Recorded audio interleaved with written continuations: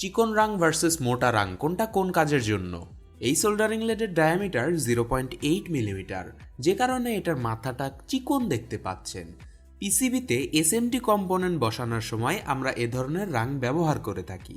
তবে আরও general purpose কাজ, যেমন এই XT60 কানেক্টরে তার লাগানোর সময় যদি আপনি এই চিকন রাং ব্যবহার করেন তাহলে কিছু সমস্যার সম্মুখীন হবেন। অনেক দীর্ঘ রাং আপনাকে গলাতে হবে, অনেকক্ষণ ধরে আপনাকে গলাতে হবে, যে কারণে আশেপাশের প্লাস্টিক বা কম্পোনেন্টস ক্ষতিগ্রস্ত হতে পারে। যেহেতু অনেক লম্বা রাং অনেক দীর্ঘ সময় ধরে গলানো হয়েছে, তাই ফ্লাক্স পুড়ে গিয়ে কালো কার্বন জমা হতে পারে। সো দৈনন্দিন কাজের জন্য যদি আমরা 1.2 মিলিমিটার ডায়ামিটারের সোল্ডারিং ওয়্যার ব্যবহার করি, সেক্ষেত্রে তারের দৈর্ঘ্য এবং তার জোড়া লাগানোর সময়টা কমে আসছে।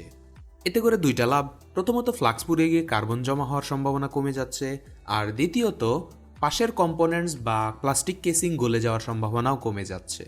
তাই স্পেশাল কাজে চিকন রাং এবং রেগুলার কাজে মোটা রাং ব্যবহার করতে হয়।